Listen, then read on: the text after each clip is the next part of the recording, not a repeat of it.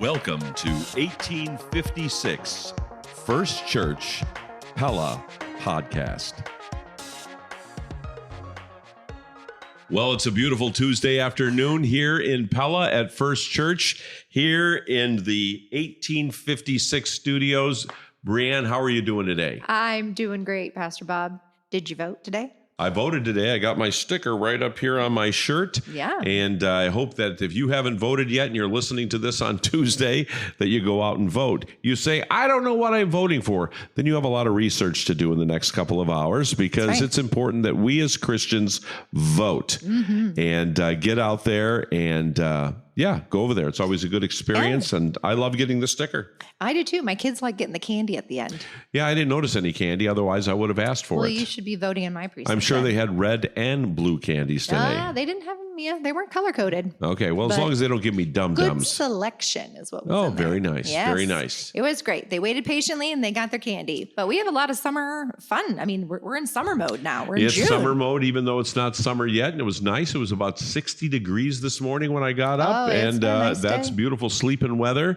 And things are blooming really well out there. Great flowers. But well, we hit camping over the weekend. That was kind of our kickoff to summer. It was awesome. I love Pella camping. People leave their homes and travel 10 miles or less to live like we're to homeless. Go down by Howell Station, which is a beautiful campsite. But it's always funny to see all these people. Some of them even run home to take showers. Yeah, some do, but they want to, smell good for church. Well, that's true. That's true. But yeah, we were down there the other night, came home, smelled like a bonfire. So my wife loves to camp. So I said, I hope you have your fix. If not, you could smell me more, because I've got fire all over me. It does take a while to get out of your hair. Yes. But then we're in the kickoff. We're starting swim lessons already. So we're in full summer mode. Well, that's great. But we have some fun yet this week on Wednesday night. Are you going to the movie? Yeah, we're going to go to the movie. And because of licensing and everything, we can't always say the name, but I could tell you it's about automobiles. It's the 20th anniversary of this movie about automobiles. I remember watching this movie with my kids 20 years ago. It's kind of incredible. 2006. And my kids, they weren't exactly young at that point in time. But they're all in their teens, and we loved it. We went there. We went there opening night to see it. And what's the name of the tow truck in it again? Am I allowed to say it? Sure, you could say it. Oh, Mater. Tow Mater. Yeah, Tow Mater. Yeah, that's really great. I mean, we could be talking about Veggie Tales for all we know, but we're not really talking about Veggie Tales because we wouldn't mention the name of this on this. So anyway, folks, you got to come. It's going to be fun. I don't care whether you're 85 or 25. It's going to be a great time tomorrow night. You can't beat the deal. $4 and get you popcorn and a soda pop. That's right. Oh man, I'm pumped. Well, I know Kellen, our 3-year-old, he is excited because anything cars, because he has, tow trucks. He's got monster trucks. You meant automobiles. He has cars, like Hot Wheel cars. Oh, yeah, like Hot Wheel cars and Matchbox cars. Exactly. Yeah, that's very good. He drives them around and all the things. So that's happening this week. Anything else happening this week or in the couple weeks to come? Not this week, but we have Timothy and Hosanna Noble coming. Yeah, on the 14th, great concert. Hope you can all make it to that. This is a night, honestly, I'm going to tell you, your kids are going to enjoy, because the music is so powerful. It's so good. It's so outstanding that it'll knock the kids off their seats. Well, and they're just so talented. I mean, just to come see that awesome talent. Well, that was kind of precisely my first point. Great. They're so talented. Because they normally, they perform all over, right? They do perform all over. They got a motorhome and they just go from place to place. Unlike some of the people who camp in this neighborhood and only go 10 miles. They go all over. We've gone farther than 10 miles. I believe you. And then we have our family prayer night coming up on the 17th. Yes, it's coming up on the 17th. And it's going to be, we got a lot of good things happening. Yeah. Don't forget, you love this week, VBS week. VBS is coming up. Keep registering your kids and keep inviting people and get those invitation cards out there. Yeah. And I'm excited to see my husband. He's going to take a new role. I'm going to see his acting debut. Yeah, I'm excited about that. I've always felt he was a thespian. Well, we're going to find out. I've been told I have to wait to heckle at the end. So hopefully it all goes well. Please hold back and practice self-control. Exactly. Well, that kind of leads into your sermon a little bit too. Because over the weekend, you were still in various Proverbs. We're in the sermon series called Wise Up. And you titled it A Bottle of Water or a Can of Soda. And you started out your sermon with saying, we've talked about a lot of applicable things out of Proverbs, but this week, nobody deals with this. And we all, of course, chuckled because you said it was the topic of anger. Mm-hmm. So I think we can all relate. I was curious, just like last week. So I did look up, and the Bible mentions the root word of anger about 400 times, depending on your version. Mm-hmm. And over half of those references to anger, though, are directed at God's righteous reaction to sin and justice. So I thought that was interesting. So as humans, since we're sinful and we're in need of a savior, should we never be angry? Well, anger is an emotion that God has given to us. Obviously, if the Bible has references that God gets angry, of course, Jesus, when he was here on earth, he got angry. So it's a legitimate emotion that you don't have to sin while practicing it.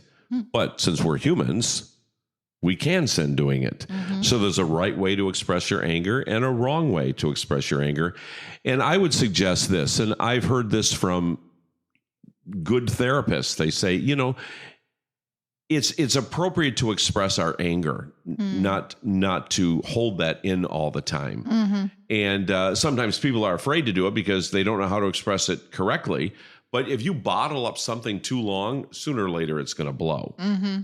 And so it's appropriate, to be able to say something, really makes me angry when blah, blah, blah. Right. Okay. And do that before you're kicking the dog and the dog goes and bites the head off the Barbie doll. Mm-hmm. You could have saved the Barbie doll by just not expressing your anger that way. This is true. Well, you had you had a lot of analogies and a lot of props this past weekend. I did have some props. And my middle daughter, who's 12, Elena, she about got the experience of what you were talking about, the differences when you were talking about biting off the Barbie doll head, where you had the can of soda and you just walked around, started shaking it, and you came up to her and you were about ready to open it because everybody knows what happens when it's shaken.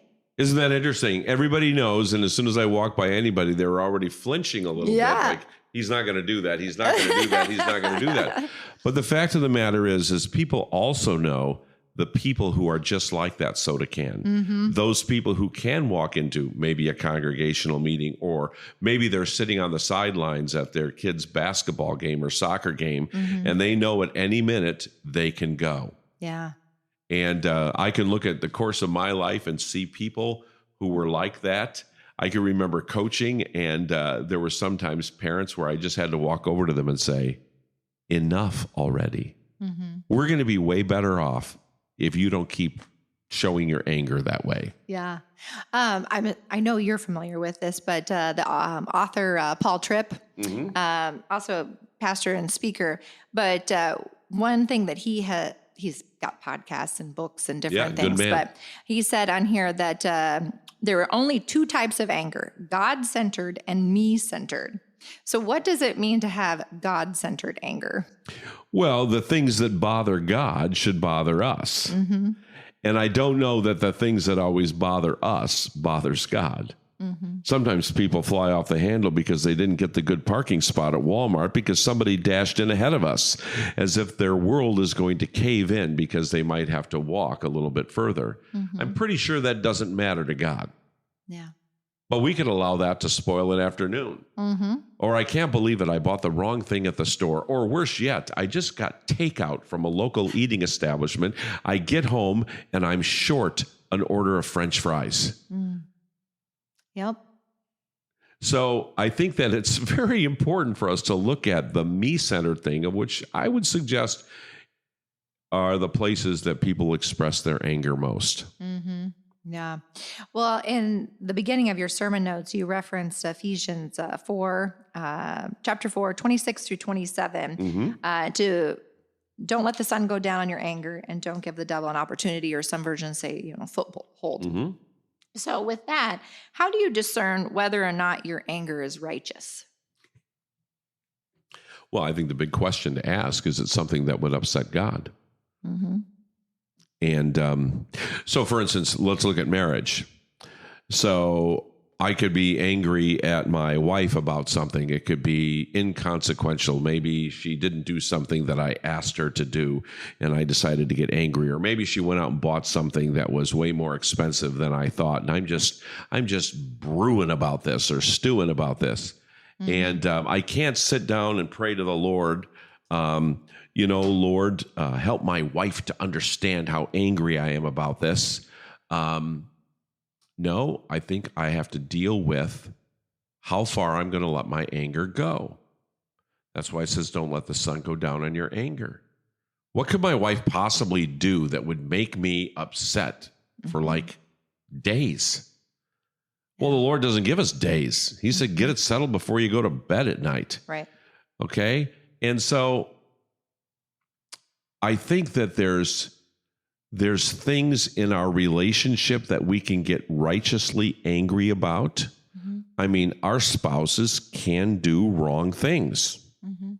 Our kids can do wrong things that would upset God. I can't believe you said that. I can't believe that you went over to the neighbor's house and watched that movie that we expressly told you not to. And the reason we told you not to is because it's very bad. Mm-hmm. Okay? So yes, I think that we can look at those things through a lens of the holiness of God and then determine our anger. Yeah. Do you think people are progressively getting more angry? Oh, without a doubt. But then the question has to be, what are they getting angry about? Mm-hmm. I mean, people are flipping out over so many things right now in our country. Mm-hmm. I mean, the riots that have taken place, the fact that it's not a secret anymore, but there are people funding these riots, and they're paying people to go out and raise a stink. These people in and of themselves may not even know what the issue's about, but they're paid a certain amount of money, handed a sign, and at times even told, if you end up in jail, we'll bail you out. So this is crazy. So people are actually there with like these emotional gas cans, throwing it on things to get people upset. Yeah. And, some people say, well, our president has fueled that. Well, I believe that the fuel is coming from all directions. Mm-hmm. It's a very volatile, very divided country, not the first time. But I think that we're less equipped now to deal with our anger than we used to be. Mm-hmm. Yeah. I was even thinking teenagers now have a term that they're trying to just provoke people to anger. They call it rage baiting, where they're like having conversations and they just intentionally say things to you, because my own teens have done this to me. And then they laugh because they're like, we were just rage baiting you. And it's like, really? Is our culture really going that direction, that all we want to do is light a match and walk away? Well, yes. And I mean, I never engage in this, but you look at Facebook. Mm-hmm. And there's a lot of rage baiting that can go on there. By the way, I haven't heard that term until just now. But, people can say a few things there, and then it's as though they're just waiting for somebody to come back and say, what? What are you thinking about?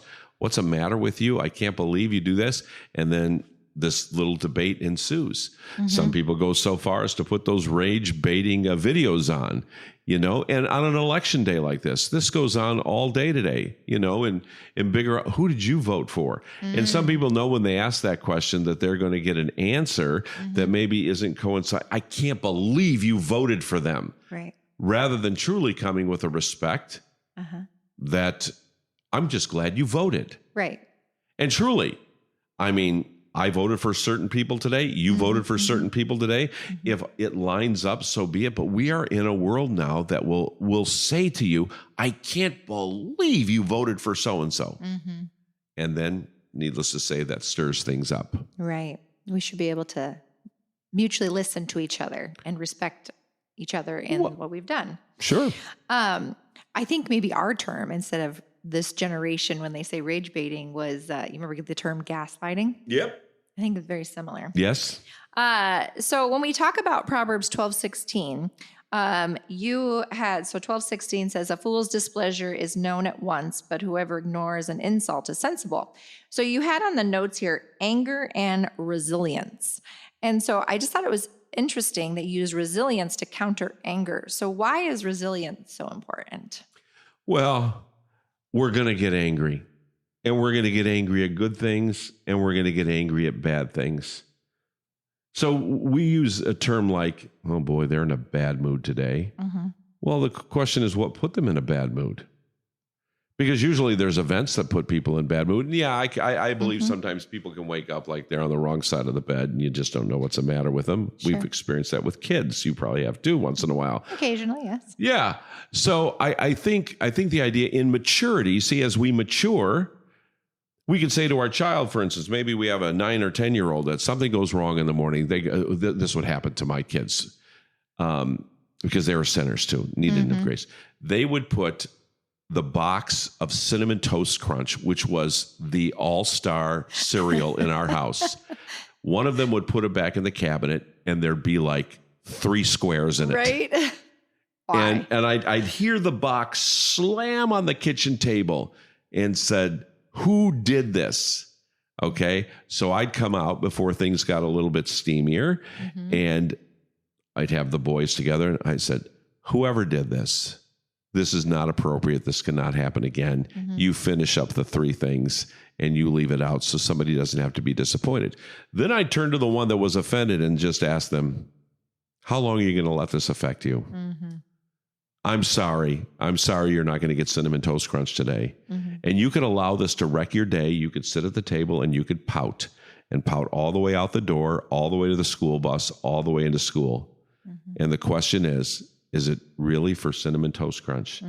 So we have to teach resilience. Resilience is basically how quickly can I snap back? Right. There are going to be continual things that can make you angry on any given morning. Here's one of the things. I used to hate traffic so much. And then when I came to Iowa, I thought, this is awesome. There's no traffic. I am going to be the happiest driver ever. And then I discovered at certain times of the years, there's tractors that are going down these little 2-lane roads. And I'm like, how do we get around these guys? Why are they out now? Don't they know we're going to work at this time? And of course, that could set you off, of which is ridiculous. Because, of course, these people are incredibly important. I have food because we have farmers. But if I let the fact that I might be delayed for 7.2 minutes because I had to crawl behind a tractor, and I'm going to allow that, I have no resilience then. So it's important to have an ability to pop back. Yeah.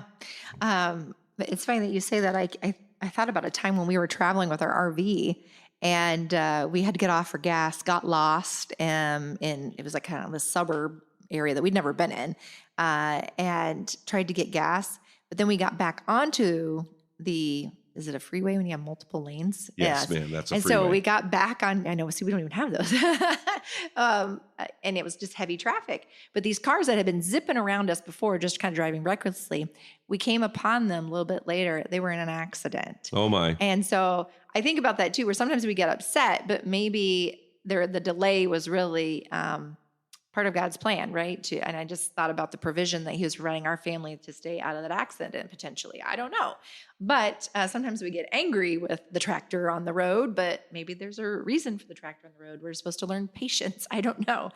Well, the fact of the matter is there's a phrase out there, don't sweat the small stuff. That's right. Well, here's a news flash. Most of the stuff is small stuff. True. It's not the end of the world. Yeah. Well, you kind of mentioned this a little bit too, but I've read before that anger is kind of the secondary emotion to something that is already there. Some people describe it like this iceberg analogy, where anger is the part of the iceberg we see, but then there's all these other ones. Maybe it was fear, anxiety, or frustration, or shame, or guilt, or something that happened in a situation beforehand. And then the anger is just the reaction to that. So how do we address the emotions, that are kind of the steaming before we get to the boiling point of anger? Yeah.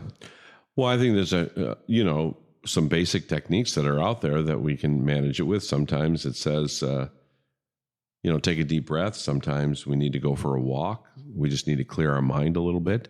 But I think that, to be self-aware, we need to be aware of when there's going to be that straw that's going to break the camel's back. We just need a little space. I think that that's very natural. Physiologically, I think we need that. If I come out of a very intense meeting and I have to go right into another intense meeting, the question is how much of the last meeting am I going to bring into the next meeting? Because I could sit down at that meeting and somebody could go, "Are you okay?" And in truth, I'm not, because of what I just experienced at the last meeting. Sure. And so then I think we have to manage those emotions appropriately, because it's difficult at times to just automatically turn it off and then turn something new on. Sure. And so I think it's important to be very self-aware. Something may be upsetting me that's not upsetting you.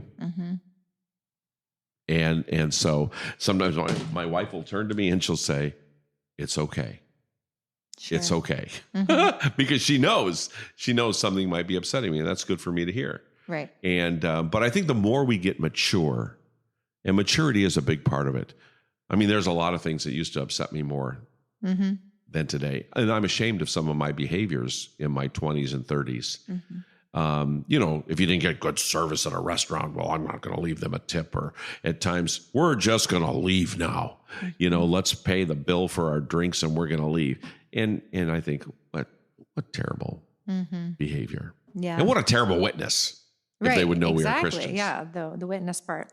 Well, one of the fruit of the Spirit is self-control. So is anger a lack of self-control? Is it a part of that? And if so, what could we do to build resilience to it? Well, no, I think unrighteous anger is a lack of self-control. Okay. And so, displaying our anger righteously is always going to be a good thing. So you've heard me this on the staff. I try to save money for the church, and I want all the rest of the staff to play. So if I walk into the church on a morning like this morning when it's 60 degrees outside, there's 4 air conditioners on. So use a little penguin icebox for you. Yes, that does not make me happy. Now, there's not even anybody here for me to express my unhappiness to that. And I'll go around to different thermostats that whoever was the last staff person there could have done as well. And I turn them all off. And then I'll often say to Amanda, my goal is not to become the world's greatest nagging pastor, but can you just send some things around, whoever was using the building last night, to turn off the thermostat so we're not printing money all night with that. So that's my anger. And I'm legitimately angry because I don't like to have people put in money in the offering plate on Sunday to be used to cool rooms where there's nobody's in them. So I'll have those things happen. Sometimes on more of a frequent basis, but I've had to learn to control those. Don't let them spill over into other things because I can hurt relationships with that. Well, with that, so with the analogy that you used on Sunday with the can of soda, so does anger only come in that type of variety where it, is like the soda can that you shook up that day, or are there other types of anger? No. So if we haven't gotten a grip on our anger, and if we haven't gotten a grip on maturity, our anger is going to show up like that soda can. You're going to continue to spray all over people. And some people never get out of that mode in their life. They never grow up. And it really is the height of immaturity. And so what we need to do is we need to become water bottles. There's nothing wrong with getting angry. And just as I was shaking that water bottle on Sunday, everybody knew I could shake that all day. And when I take off the top, it's going to be fine. Yeah. And so I really challenge marriages. Are you a soda can or are you a water bottle? How do you deal with your kids? And even as your kids, like I was prone to temper when I was growing up. And believe me, as a child growing up, I would have regrettable behavior. I would blast out things that I shouldn't have blasted out. And I'm not saying I cussed or anything like that as a child, but you know how kids can be. And I don't know that if I was definitely disciplined for it, but I don't know that I was given the things that I needed to have to address it. And because I didn't want to grow up to be a soda can that my wife would have to worry every time something went wrong that the whole house is going to get sprayed. Yeah. So what does anger do to our relationships? And then on the counter, how should we handle an angry person that we're in relationship with? Well, Unchecked anger can certainly ruin relationships. Unchecked anger, unfortunately, in our world today, can often move into abusive relationships. The first level of abusiveness often simply being verbal abuse. That can happen in the workplace. It can happen in the home. No husband on the planet Earth should be yelling at their wife. There's just no room for it. Okay? No wife should be yelling at her husband. Parents shouldn't be yelling at their kids in some sort of an uncontrolled anger. Okay? So that wrecks relationships. It makes people bitter. It makes people recoil. It sends kids, sometimes young kids, under the table, in the closet. Okay? Nobody wants to be around that. That is not righteous anger, and it needs to be eliminated. So it definitely ruins relationships. And so what do we do with a person who starts behaving like that? Well, I guess it depends on what position you're in. A child has a little control over their dad that's going out of control. Hey, Dad, maybe now it's time to take a chill pill. That usually doesn't play too well. No. So I can tell you what I've had to do. I mean, I remember when I used to be a principal, I'd have some angry people come in. The kids were always easier to handle than the adults. And I have to say, I dealt with some angry parents. And one of the things about being a principal is I often felt like I had to have a referee shirt on. Yeah. So most of the time, the issue didn't directly involve me. Maybe I'm coming between a parent and a teacher, for instance, or something that happened on the playground where they felt another student wasn't dealt with in a manner worthy of the incident. And so the diffusing the situation is really, really important.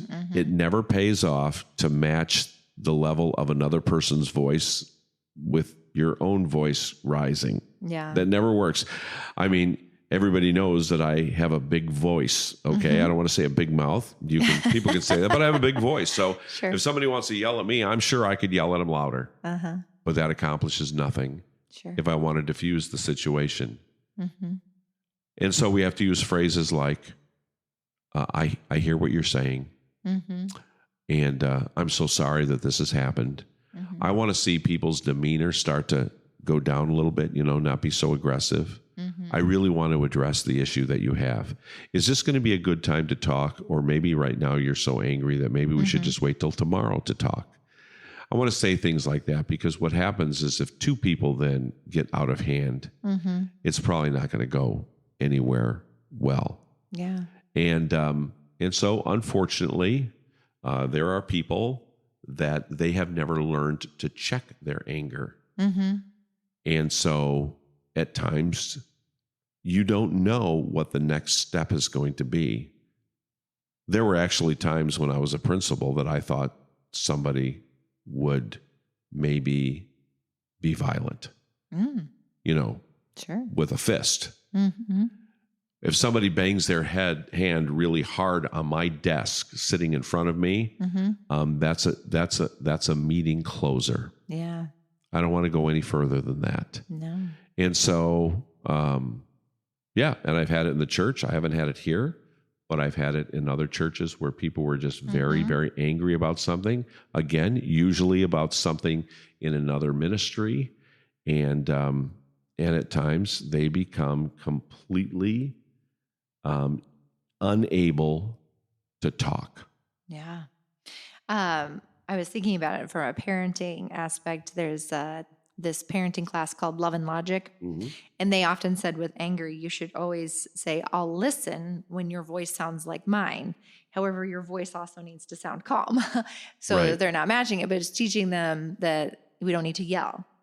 And, as I reflected kind of as my own, growing up with our sanctification through anger and different things is you often look at it in relationship of the water drop analogy, like what you say or what you do, and then that ripple effect. Because like you even mentioned kids, they run or they hide or, it makes them kind of tremble almost and in fear. And that's not what you want. But yeah, so like as I learned that too, is their reaction, are they listening or are they merely just responding in fear?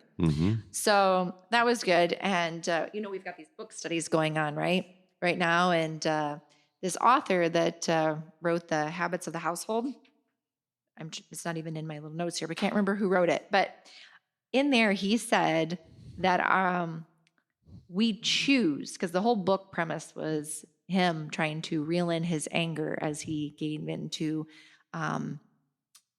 habits and rhythms in their household. And one of the things is he said that he chose when he decided to lose it.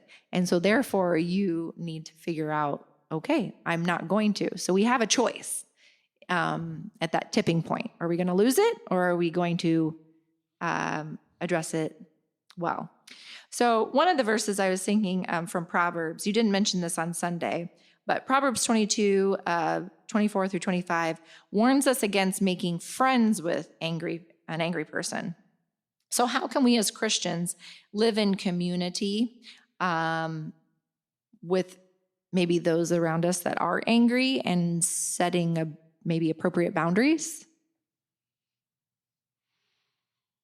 Well, I think in our own maturity as Christians, when we're with other people that maybe could tend to be volatile or whatever, I think it's important to take the upper road. If anything would ever get a little bit difficult, that we do whatever we can to diffuse the situation. Some people have never been taught.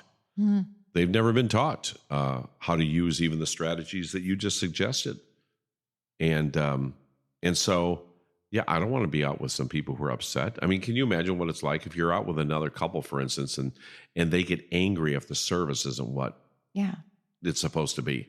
And they're starting to say some derogatory things towards the waitress or food server or whatever.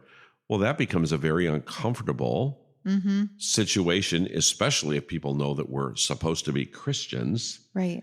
And so how do you diffuse those situations? Yeah, it's difficult. I've had, it's just not that important. Let's leave it alone.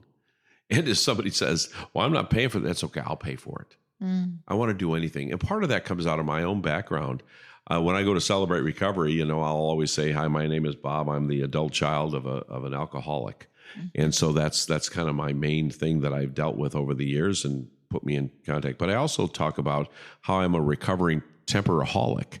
And that goes back to my 20s. And I'm grateful that I got it under control. Otherwise, I don't know that my wife would be with me. But yeah, I was prone to anger. I was prone to fly off. Now, I give you some clinical reasons why I think I did that early on in life. But all I know is this, is it scared my wife. Not that I was of harm or in any way of harm to her. But, when you see a person go off and you see a person throw things or words come out of their mouth that you're shocked by, that's a terrible thing. We got to get that under control. And I knew it because I thought, oh my, I can never do that around my children. I would never have been a successful teacher if I did that around my kids. Yeah. And yet there's a certain amount of permission now in this world to get really, really angry at people. And it's hurting a lot. Yeah. I know. Anger is one of those things. So I'm glad, obviously the Bible talks about it and then helping us process it a little bit on Sunday as well. So yeah, there's a lot to be learned, and I don't think that God is done with us yet in that area at You're all. right. So hopefully it was helpful to people on Sunday to process. Yeah, and at the end of the sermon, I gave some points about avoiding regrettable behavior. And I think that the first point is so significant in that, it's better to be loving than right. There's a lot of issues that I could feel to my core that I'm right on. Right. Now, I used to feel a very strong need to convince people of how right I am. Right. And I'm sure I could fill the room with other people who agree with me. But what does it accomplish?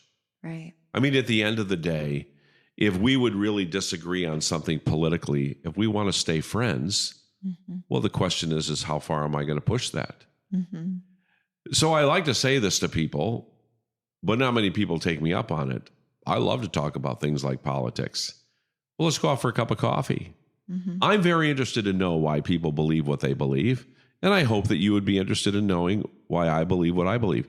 It's not meant to be a debate that we conquer people in it, but I'll ask people, why do you believe that about that issue?